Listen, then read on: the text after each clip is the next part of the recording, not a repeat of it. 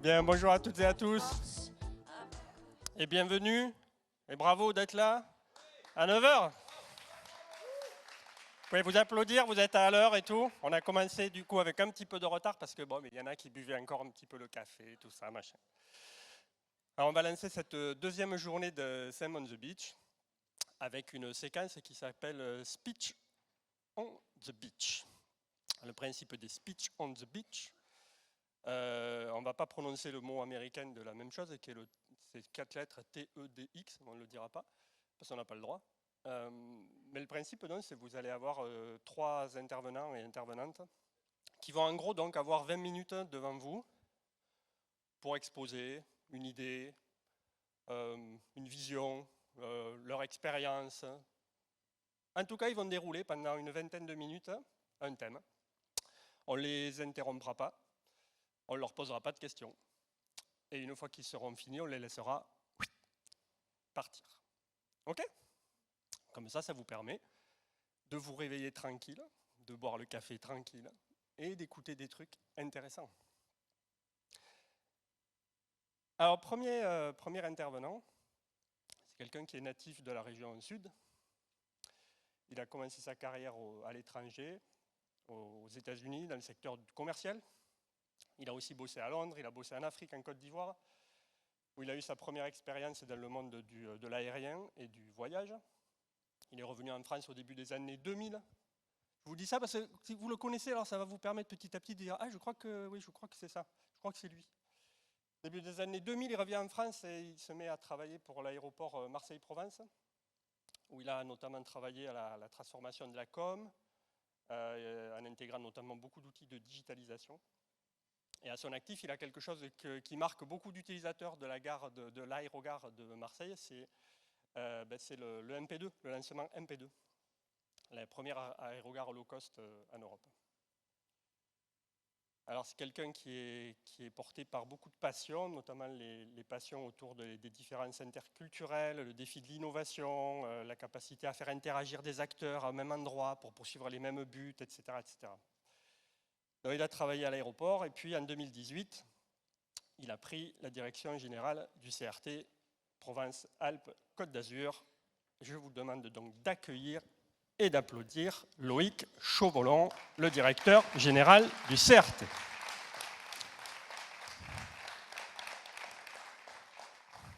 Loïc, bonjour. Salut Julien. Comment ça va, Loïc? Je vais t'en donner un, t'inquiète pas, tu vas le prendre celui-là. Donc, 20 minutes pour nous parler d'un sujet qui est assez particulier. Dans le monde du tourisme, on a beaucoup de data, on fait beaucoup d'enquêtes, on a beaucoup de données d'observation. Et ça, qu'est-ce qu'on peut en faire quand on veut orienter derrière des productions de contenu, des campagnes de communication, etc., etc. Ça va être ton défi un petit peu de nous dire comment tu fais fusionner, travailler ensemble ces deux mondes de la data et de la production de contenu. Je te laisse. Allez. En avant, alors j'avais mis le petit chrono. Merci. Oui, alors déjà, bravo d'être là parce que belle soirée hier. Belle soirée, et puis pour ne rien gâcher, j'ai prévu effectivement un thème assez atypique. C'est comment est-ce qu'on peut faire cohabiter des ingénieurs des chiffres avec des créatifs de la com et notamment tout ce qui est sur les réseaux sociaux aujourd'hui. Alors, voilà, pour vous remercier d'être là à 9 h, on va parler avec plusieurs slides comme ça. Je vous rassure, ça c'est effectivement le monde de l'observation, c'est les données qu'on reçoit tous les jours de l'INSEE et qui nous permettent justement de travailler sur une partie d'analyse, d'études. Je vais commencer juste par ces deux finalités, ces deux mondes. La première finalité pour l'observation, le monde de l'observation et de la data touristique. Il y en a deux essentiels. La première c'est ce qu'on appelle les données conjoncturelles, c'est-à-dire d'analyser quasiment en temps réel la fréquentation, le comportement qui a lieu sur son territoire. Et la seconde est plutôt sur l'analyse de données structurelles qui, elles, vont permettre d'engager une réflexion sur la stratégie et plus sur le long terme. Ça, c'est le monde de l'observation, si on veut le résumer dans ces deux phrases-là. Dans le monde du community management ou des contenus, c'est faire parler, convaincre, vendre, attirer, influencer pendant tout le cycle du voyageur. Donc, on va faire des posts, on va créer des newsletters, etc., etc., à la fois pour faire rêver les clients potentiels, à la fois pour les encourager au moment où ils ont fait leur bucket list et que vous les avez bien fait rêver et qu'il leur reste 3 destinations dans leur tête, de leur faire choisir votre destination. Et puis, le dernier point, bien sûr, qui est la fidélisation des clients. Quand ils sont ici, on va les aider, bien sûr, à découvrir le territoire et surtout, on va les encourager à dire du bien quand ils en repartent pour convaincre de nouveaux visiteurs. Donc ces deux mondes-là ont vraiment deux finalités différentes et pourtant, elles peuvent travailler et elles doivent travailler ensemble, en tout cas beaucoup plus que ce qui se passe aujourd'hui. Dans nos structures, je viens de l'aéroport de Marseille juste avant, comme tu l'as annoncé Vivian, et on connaissait tout de tous nos clients et on décidait tout par rapport à ça. Dans le monde du tourisme, c'est un peu plus compliqué. On voit que les outils d'observation sont assez diffus, malheureusement trop peu centralisés pour une fois.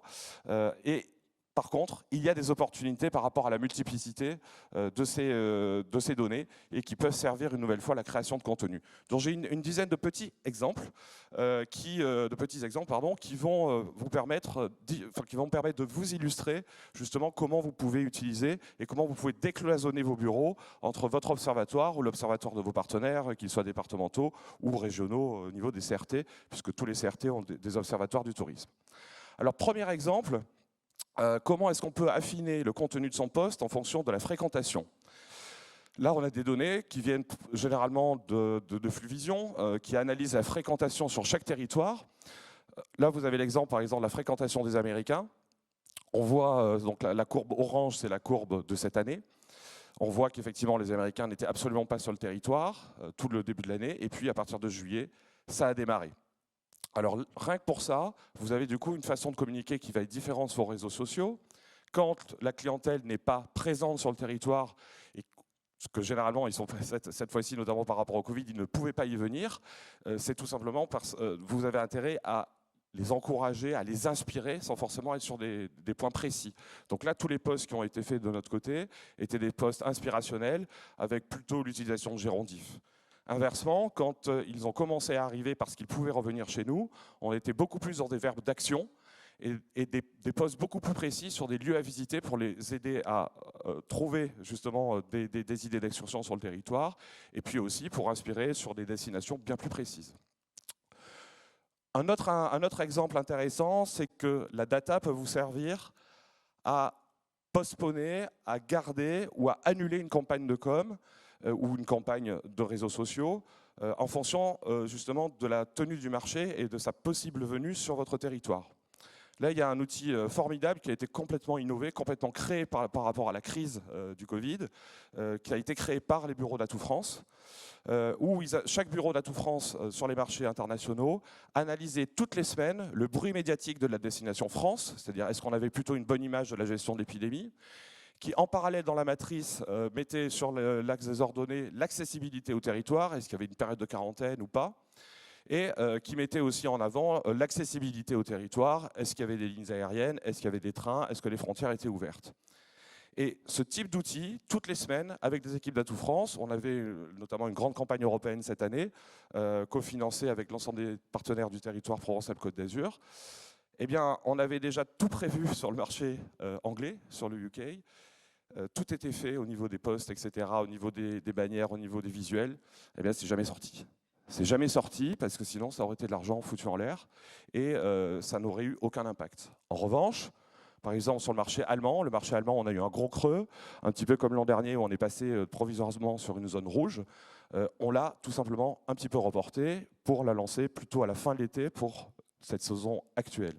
Donc on voit que l'observation peut permettre, que ce soit sur vos campagnes de réseaux sociaux ou que ce soit sur des campagnes de com et de publicité, doit être aujourd'hui des données qui doivent être incluses dans votre réflexion. Un autre exemple, un peu du même type, le marché chinois. Alors là, je vous propose de revenir un peu en arrière. On est janvier 2020. Janvier 2020, Wuhan se ferme. Les Italiens commencent à souffrir un peu, on se fout tous au passage un peu de leur figure en disant oh là là, qu'est-ce qui gère mal ces Italiens. Évidemment, on a vu ce qui s'est passé après. Quand bien même sur le marché chinois, quand on voit sur la partie asiatique, tout s'écroule. Et ces données-là, on les a avant même qu'on en parle dans la presse, grâce à l'Observatoire. Et là, de nouveau, tout de suite, on a dit il faut changer. On avait beaucoup de plans de prévus et qui étaient en cours, notamment sur WeChat et leur propre réseau. On a tout stoppé et on a fait un message. Alors, je ne suis pas... je peux pas vous dire exactement, mais ce que c'était. Le message à Wuhan, c'était « On vous soutient, on est avec vous, bon courage et on sera ravis de vous accueillir bientôt ». Et on avait arrêté la com. On a été les premiers à changer la stratégie comme ça, une nouvelle fois, grâce aux outils de veille de l'Observatoire qui nous arrivaient. Et puis après, quand on a vu que le bruit recommençait à reprendre au niveau positif, que ça se réouvrait, au moment où nous-mêmes étions fermés, on a recommencé à les inspirer sur plusieurs postes qui ont été mis en place à ce moment-là. Un autre exemple, c'est pour déterminer la stratégie d'une campagne. Là aussi, je reste sur la période Covid, parce que, une nouvelle fois, l'observation, ça permet les outils que l'on a permettent d'être très réactifs. Donc on a vu, peut-être là aussi avant tout le monde, avant les autres régions françaises en tout cas, l'écroulement des réservations. Quand l'écroulement des réservations, là on était en février, on voit aussi que la partie clientèle internationale, toutes les réservations aériennes sont en train de chuter, c'est un outil Forward Keys. Donc on se dit, il n'y aura pas d'international, et tout s'écroule, qu'est-ce qu'on fait? La seule chose qui va fonctionner, ça va être le marché français cette année. Et le 18 mars, premier jour du confinement, tous les départements, tous les grands offices du tourisme sur une visio un peu fondatrice se réunissent et on se dit, il faut qu'on fasse la relance ensemble. On réunit nos budgets de grâce, que personne ne parte dans son coin, ou bien sûr après chacun a aussi ses propres cibles, mais on va créer quelque chose ensemble. Et c'est de là qu'est née la campagne On a tous besoin du Sud, avec un budget de plus de 2,3 millions d'euros, ce qui était considérable, en tout cas une première pour notre région, uniquement dépensé sur le marché français, avec notamment ce spot que vous avez peut-être tous vu, enfin en tout cas j'espère. S'il y a le son. On a tous besoin de toucher, de respirer, de savourer, de s'évader.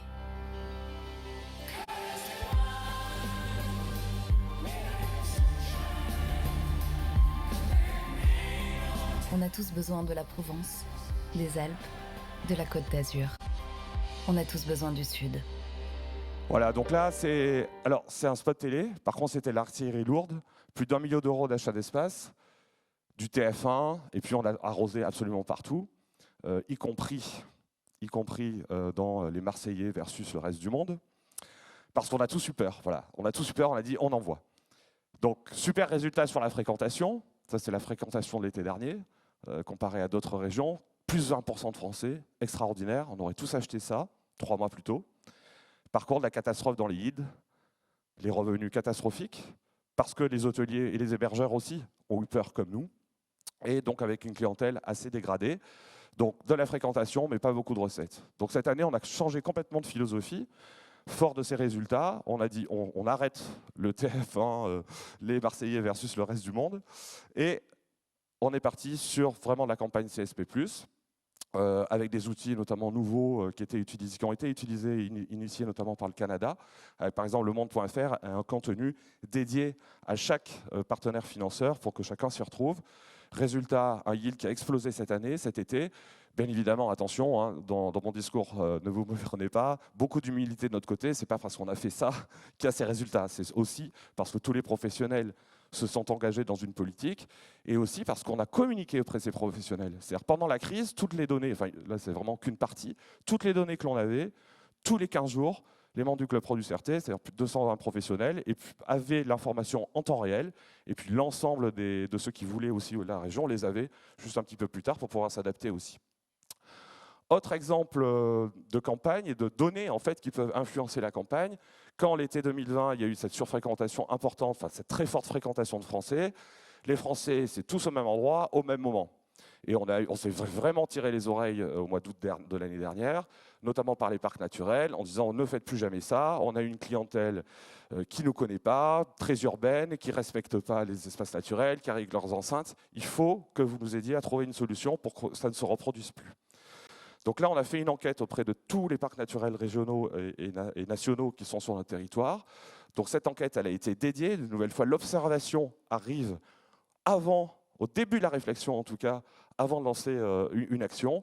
Et on a classé grâce à ça les arguments principaux qu'il fallait mettre en avant pour essayer de corriger le tir sur le comportement notamment des visiteurs dans nos espaces naturels. Et au niveau du timing, là vous revoyez une nouvelle fois les courbes oranges. Les courbes oranges montrent les pics que l'on a eus pendant le printemps. On s'est dit ça va de nouveau être la cata sur cet été 2021, donc il faut lancer la campagne maintenant. Et donc le résultat, ce sont des visuels qui reprennent chacun d'entre eux, donc respectons les autres, découvrons autrement, protégeons notre écrin, et à chaque fois avec la phrase qui a été déterminée par l'Observatoire, par l'enquête que l'on a réalisée, pour que justement les messages soient le plus adaptés aux besoins du terrain. Après, il y a d'autres exemples, je vais passer bien plus rapidement. Vous-même, vous devez en avoir, hein, c'est absolument pas exhaustif. L'objectif, une nouvelle fois, de ma présentation, c'est bien d'ouvrir, de casser les murs qu'il peut y avoir entre les observatoires d'un côté et les communicants de l'autre. Il y a beaucoup de choses, et c'est presque infini. Hein.